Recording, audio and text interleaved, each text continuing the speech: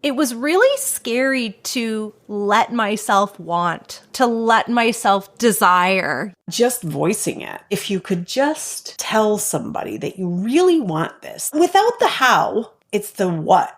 Like, what do you want? It's the answer to, the Mary Oliver quote, tell me, what is it you plan to do with your one wild and precious life? This is the stuff. This is the stuff you need to hold space for and uncover and feel and see. Hey there, fellow rebels. Welcome to #ActuallyICan, the podcast where we say a hearty hell yes to designing life on our own terms.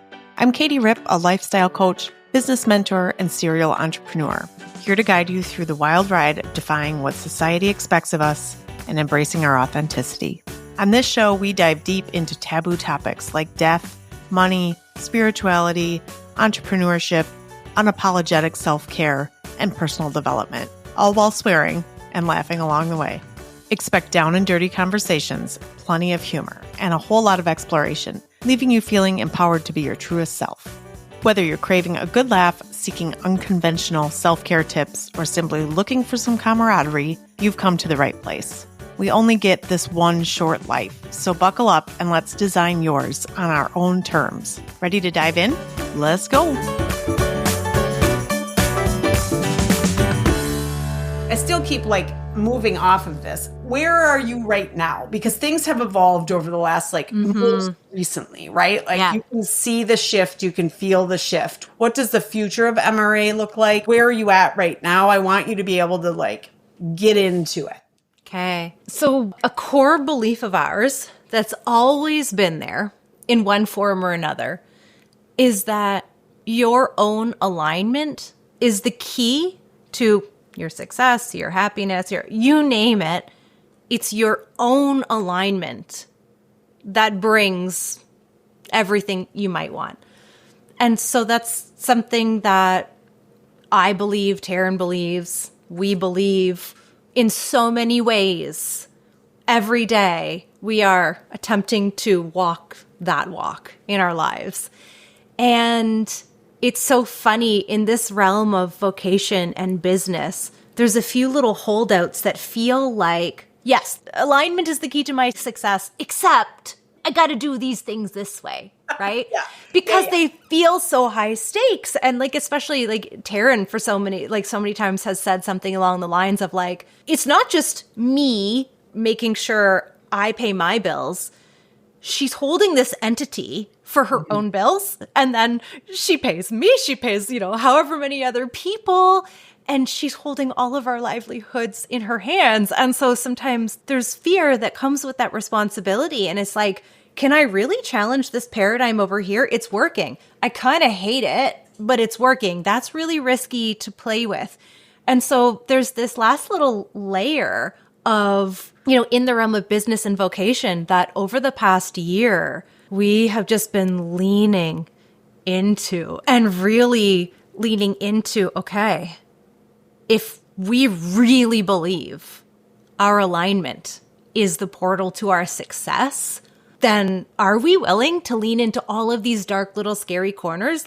Are we in or are we not? Are we all in with everything we're saying? Does this really apply everywhere to us or does it not? Yeah. I love that you said that. There's those last little holdouts of the dark, scary corners that oh, it's totally worked when I'm looking for a parking spot. And it's totally worked when I'm hanging in the alpacas and they're oh, this obviously aligns and it's total joy. But when you start making decisions, especially financially, right? Yeah. Financially, we've got so many money stories and so much limiting beliefs around that oh yeah, it'll work everywhere else, but not here. That's scary. Yeah. And so this has been a season of us getting really honest about, oh, well, I've been kind of doing these things over here that I don't love, or this little piece of the business feels icky, or this little piece. And we've been slowly admitting them to ourselves and each other, oh. And when we're brave enough to keep the spotlight on them and look at them, and when we, when you touch something 15 times and every time you get the same answer, and you finally have to admit, this part really doesn't feel good, doesn't feel in alignment. It's time to let it go. Yeah, and what sometimes a caveat is, but it makes money. 100%. It makes Right. money. And It so it's makes like, money, okay. so like, how could we let it go? Even though it doesn't feel right and it's taking up room and we know all of these things. I am in this I'm in this lovely place where I'm looking in corners right now. Yeah. So that's exactly what we've been doing for the last year. And we're still really, honestly, knee deep in it. Sure. We're still knee deep in it. And there's things that, like, for me personally, some of the little corners I had to look at that were really scary to say out loud to Taryn at first, and scary to even say to myself, because, you know, I told you how every step along the journey was just pulling me forward in alignment. And I was so grateful to finally think and feel, oh, this is what I do. This is what I'm good at. This is what I love. But I had these moments where all of a sudden, I didn't realize it at first because everything I'm doing is so good and so aligned, and I'm so proud. And so it took me a long time to actually catch that I was starting to feel not so excited about certain things, because my mind didn't catch it. My mind was like, this is great. I'm behind everything I'm doing. But I started feeling I can only have so much human interaction, even the very best kinds. My human interaction battery is low. And it was really hard to catch, because for some people it might be that, oh, I need better quality interaction. No, I actually just need less. I just need less. Yeah. I had the best. I mean, Katie, you know what it's like to connect inside a pod or a lab or a one-on-one. 12 out of 10, best human interaction you could ever have. And I have such an abundance of it. But what was happening is, as we were imagining growing, and I thought I would have more and more, there's like this little part of my stomach that was like, no, you can't do it. And so I, had to say to Taryn, like, I don't actually know if I can keep doing more of that. So I had my whole list of personal things for me about my role that gave little hints to the bigger picture. Taryn has her own list of personal things of, one of the things for her is the way that we've always launched programs was very energy intensive for her. Yep. And they've always worked incredibly well. And she's so good at it. Yeah. There was a formula. She's great at it. It works. But every time a launch came around, it got harder and harder and harder. And she pushed through and pushed through and pushed through. Mm-hmm. And so she finally had to admit, like, wait, this is like not aligned, and it makes money, right? Like, it makes money, but it's still not aligned. Yeah. Yeah. Oh.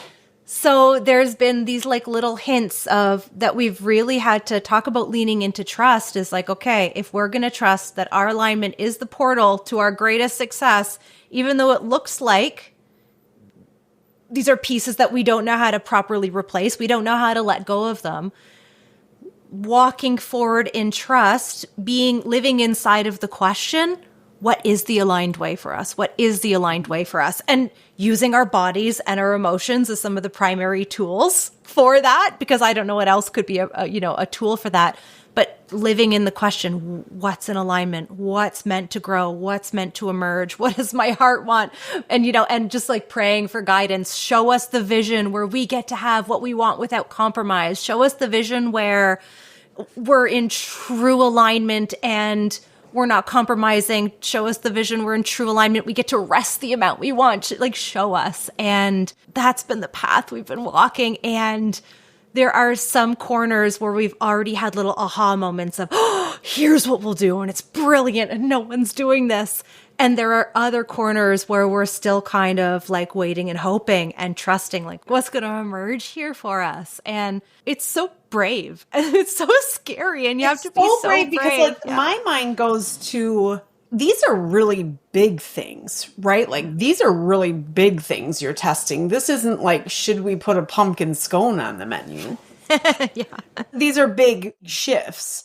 Two things. One is when you feel like you're so grateful for a job, or you feel like, God, I feel like I'm right in my purpose and I feel like this is amazing. And I feel all the energy and all the things you said about like, I have an abundance of everything I want. Yet there's still something there.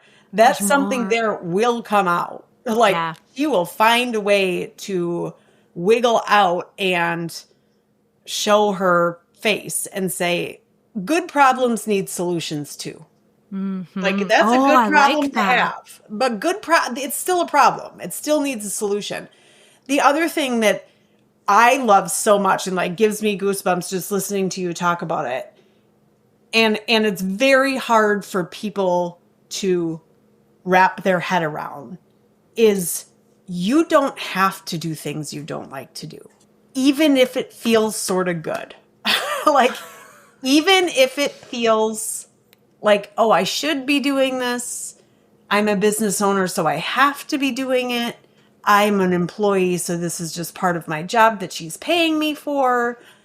Whatever it is. Or things at home. Like, you don't have to do them. Do they need to get done? Maybe. Or maybe they don't. Like, maybe you don't have to do it anymore. Maybe you just give yourself permission to do it your way. I do think that comes with its fair amount of coaching.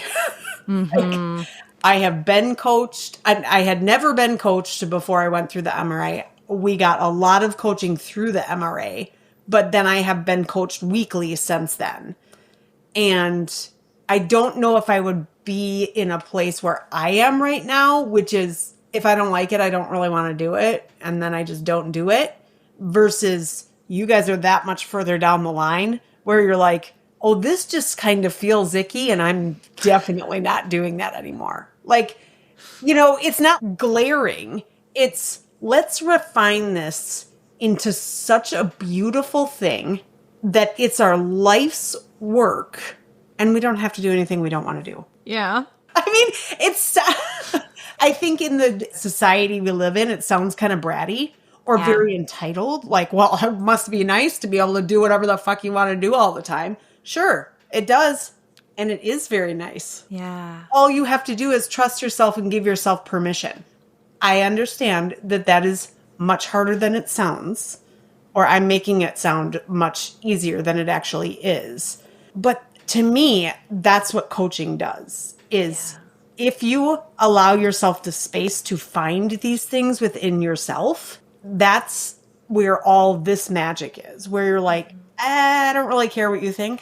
How many women do you know out there that would be like, if you gave me one superpower, it would be not to care what other people think anymore? I mean, to me, that's what coaching does. Like, no. We're just going to like, let's find what's down there. Let's like figure out what's in there and what you can give yourself permission for. Yeah. You know, we're sort of looking to be saved all the time. Let's save ourselves. How about? You know, I used to care a lot what people thought of me. I really don't think I do care anymore. But for me, there's a part of me that just judges myself still. That's the part of me that I wrestle with is my own judgment. Because I really don't think I care what anyone else thinks. I really think that's true. But my own judgment, it's amazing how strong my own judgment of myself is. And I've read my life vision out loud many times to many people inside of the MRA. But if I read my life vision out loud to someone, you know, who didn't have the context or, you know, the familiarity, they might hear my vision and the list of things they might say about it, like bratty, entitled, maybe even just like delusional, you know, like, okay, just out of touch with reality. Maybe it sounds so high in the clouds, maybe. Until you do it. And then everybody's going to be like, oh, can you tell me how to do that? Yeah. And I think that it was really scary to let myself want like that, to let myself desire, you know, that a little bit louder for the people in the back. Yeah. That was one of the hardest things. I'll never forget the first time I read my vision statement out loud and let another person's ears hear it to like actually own, this is my desire. And I've started to get used to that now. I've like I said, I've read it out loud. I have desires in all sorts of areas of my life that I like to, you know, I've let myself own.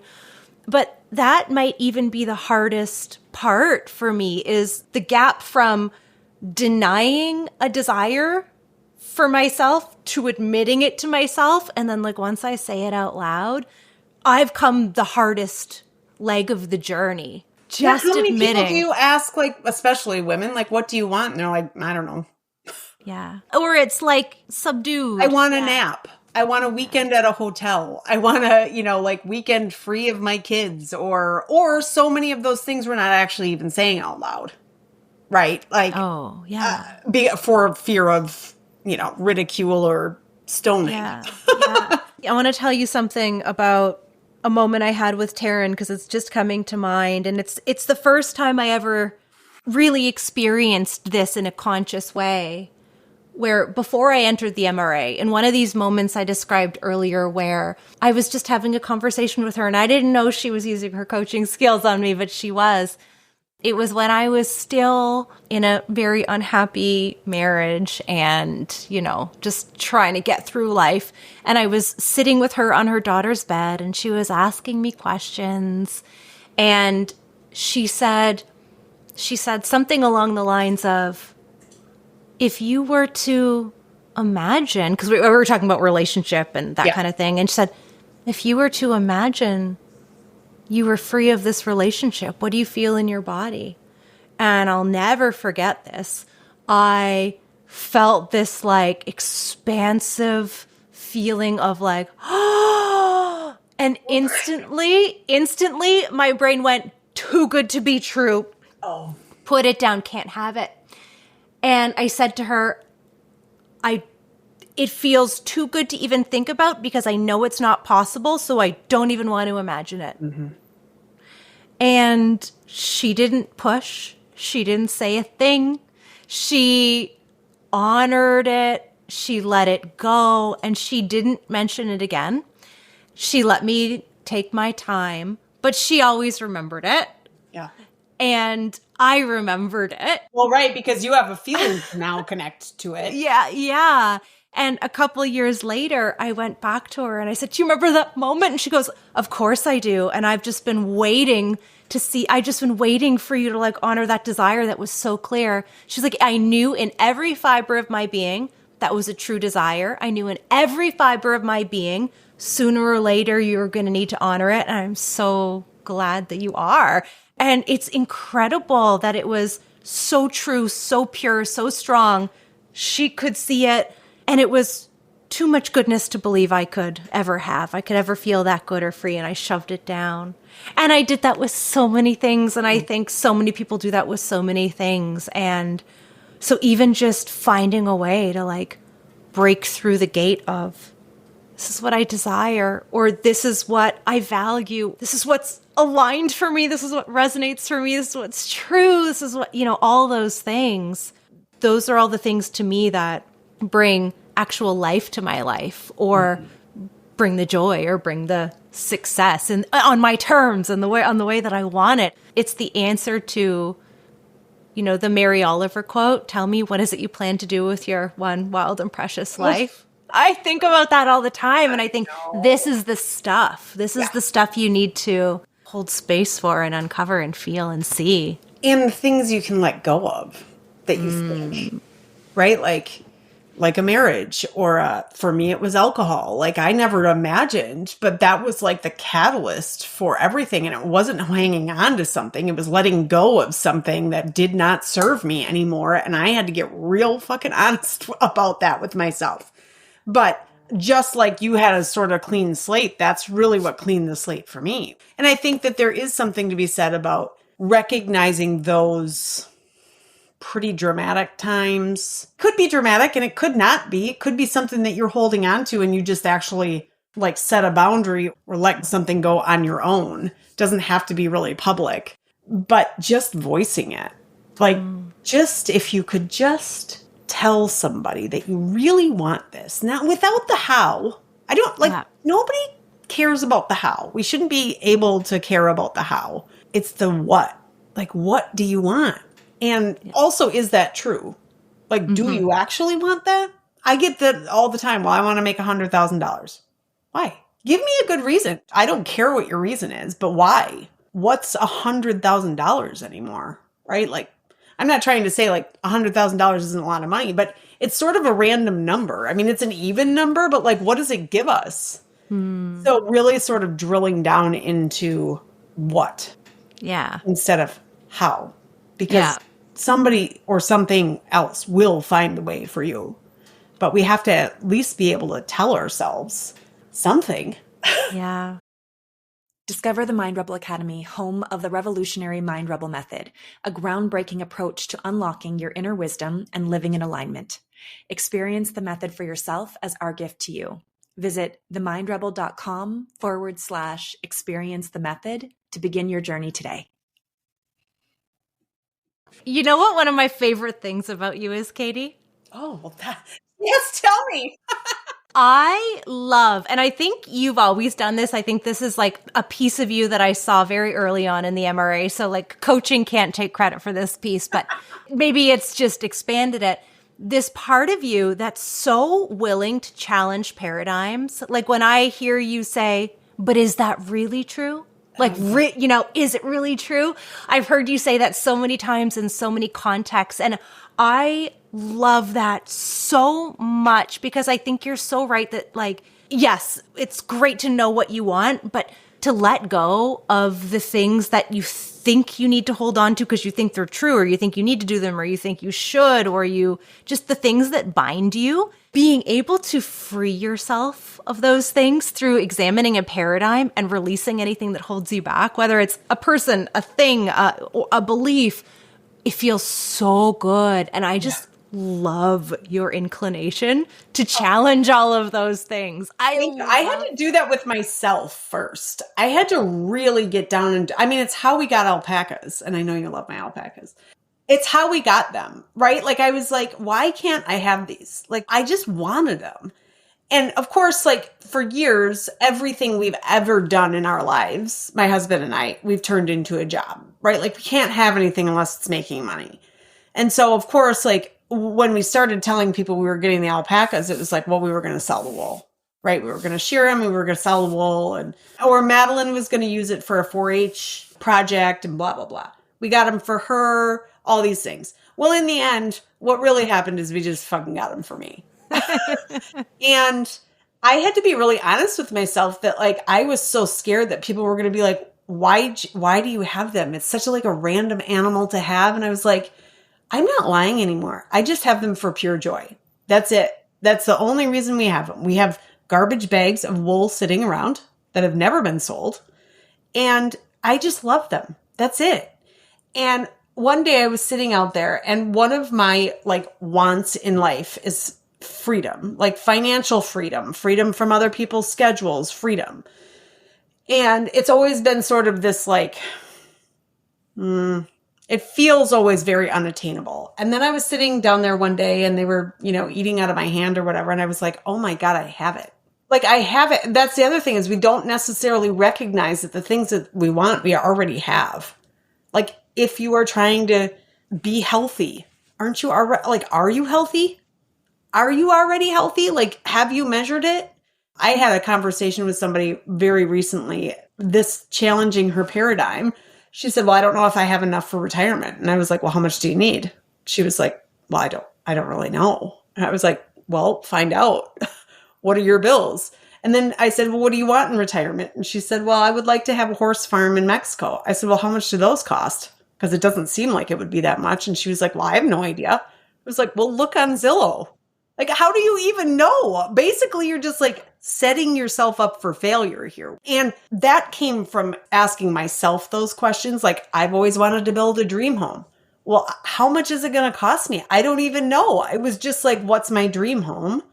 And I had all these things, but I didn't have a plan. I didn't know if it was going to be $4 million or $400,000. Like, how much do I have to save to do that? Well, and I can get kind of bitchy about it too. Like, why? But that kind of questioning for me has opened up so many doors because that's how I talk to myself. Mm-hmm. It's like, why do I want this? Yeah. Okay, well, that's totally fine. But then why? And then why? And then why?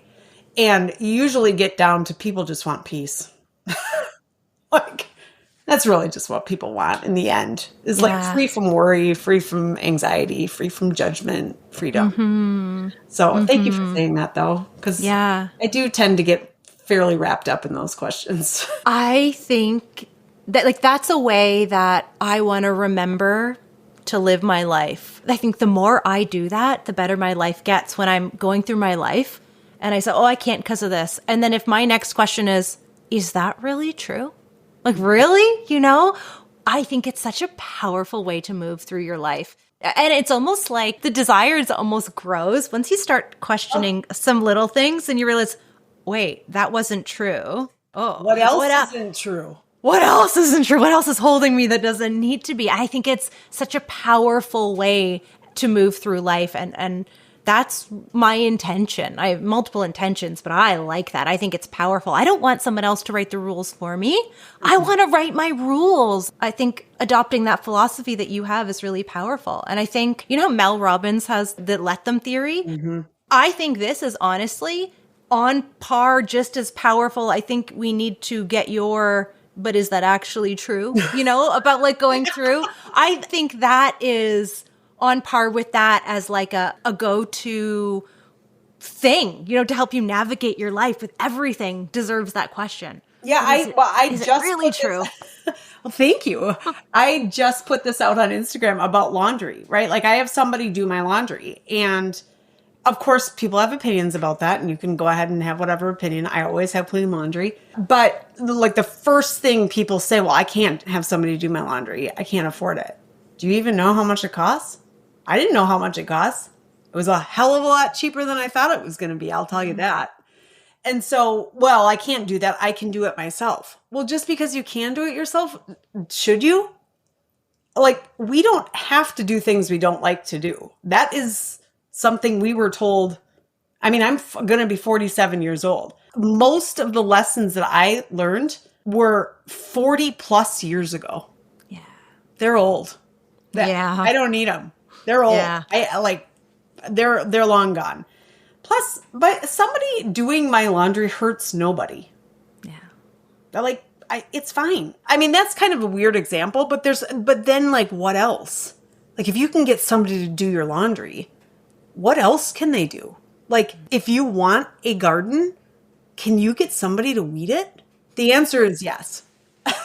And so, I mean, that's the sort of who, not how, but there's so much behind that. And I love to ask people those questions. Not everybody loves to be asked those questions. I will tell you that. Oh, Michelle, I could talk to you all day. Oh, thank you for hanging out with me for so long. Tell me where the MRA is at right now, right? Like, are we starting cohorts? You know how I am with timing, but one thing I do know that is for sure true is that we have opened up our Emory community and we're so excited. And in order to come into our community, if you haven't already done one of our programs, so all of you and all of our alumni can come right in. For everyone else, you experience the first couple modules and get a taste of the Mind Rebel method, and you get to have, you know, the language and the base level information. You get to experience it and then come into our community and experience the Mind Rebel method. That's on us. There's no cost. Come and experience the community. And I think that's where we're going to be doing a lot of our serving to the outside world, other than inside of our programs. That's where we're going to be directing this energy and these questions and these conversations and these little mini inquiries. That's where we're going to be playing and living, is inside the community. And the community is the app, right? Like, it's part of the app. Yeah, but not the one that you are. That app's getting phased out, but there will be a new app. Yeah. Okay, so this is an app. It's not social media. It's not social media. It's not a Facebook group. It's not a Slack channel, anything. It is your own MRA community. Exactly. Which is fabulous. Yes. Because it's filled with alumni, lots of coaches, which I'm guessing will happily give advice or like start conversations or journal prompts. Just like there's so much that can go on in a community like that. So if you are heart-led, soul-driven, there's probably a whole lot of magic that's going to go on in that community. I can't wait. Yeah. We've heard time and time and time again, cohorts who are about to graduate say, we don't want to leave, we want to stay connected. And it took us a really long time, but this is the answer to that nudge and that yearning that all of the students have felt. And also we've felt, honestly, like you and, all of the other alumni, I genuinely love you. The connections that we all make in there, they're lifetime soul connections, even if, people travel and we never see them again. And so to get to have that space and also invite others into that energy to be in the conversation, going through the programs is they're obviously so rich. But I think that, ultimately I would love to see all of this trickle out into the world. And I know you feel the same way, like let this all trickle out into the world. And so letting other people into those conversations and dipping their toes into the energy of what it's like to hold others whole, capable, creative, resourceful, hold space without judgment. There will be spaces in this community where there's absolutely no advice. They're like sacred circles. There'll be other places. There'll be Q&As and book clubs and... Oh, I love it. So many That'd things. Be amazing. Yeah. How about podcast? Here's one thing we decided we're going to do our own way for podcast. Yeah. Is we thought, what's our perfect cadence? And then we decided we're not picking a cadence. We're going to come and have our conversations, as they arise. I love it. Which feels so good. And I'm so excited that our podcast is back in the swing of things. I can't call it like a season or anything anymore because we've released all the constraints and titles, but yeah, Bold Dreams Held Loosely is back, reinvigorated. Don't know how often the episodes are coming out. They'll come out when we're inspired, but gosh, I love that podcast. Just the way I love talking to you here. It's so great. I love these conversations. Me too. There was one episode. I don't know if it was maybe your first or second episode, but the timing was so divine because it was a episode about Hawaii and Taryn going to Hawaii with her family. And the place that they went, the restaurant, I can't remember what it was, but it's a super famous place. And I went to Hawaii the next week and brought Taryn with me because I was like, oh my God, that's the restaurant she was talking about. It was fascinating. So that was fun. I love that. Tell me about some of the other programs MRA has, because it's not just coach training. No. Well, I hope I'm not jumping the gun. Here's one big change that I don't know who knows about this yet, but we love our programs, our Mind Rebel method and coach pathway. The Mind Rebel method, which we used to call practitioner, but it's having a new name, Mind Rebel method. Mm-hmm. It's really geared towards that turning inward, inner work. And then, in coach pathway, we actually might even be breaking it into a couple different coach pathways. Oh. But then so there's lots of new stuff coming. But that's about, doing that, helping others do the internal work. And, one of the strengths of these programs is the high touch intimacy, beautiful connections inside of them. However, we are expanding an entirely new direction for those where that just isn't accessible. Whether it's the price point or the scheduling, whatever, we are opening up the Mind Rebel Method and Vocation Incubator as totally asynchronous courses. And there will be those offerings as well, just because everyone needs different things. And some people need easy access, flexible options. And so those are available coming soon as well. It just opens it up to so many more people, right? And that's the point is let's get this in the hands of the people that really need it. So yeah, Michelle, thank you so much for joining me. I'm going to thank you again soon. And that's a wrap on today's episode. I hope you enjoyed diving deep into the world of living authentically with me. Before you go, don't forget to connect with me on Instagram. Shoot me a message at Katie Rip. I'd love to hear your thoughts on today's episode and connect with you further. And remember, if you want more details on today's episode or just want to explore more about designing your life unapologetically, head on over to my website at katierip.com. There, you'll find all the juicy details and resources you need to keep the inspiration flowing. Lastly, if you'd like to join me on the show, whether it's to tell about your experience of designing your own life, to share your expertise, or if you'd like to participate in lifestyle coaching live on air, don't hesitate to reach out. Your story could inspire countless others on their own path to living authentically. Thanks for tuning in. Until next time, keep living boldly, designing your life, and remember, #actually I can.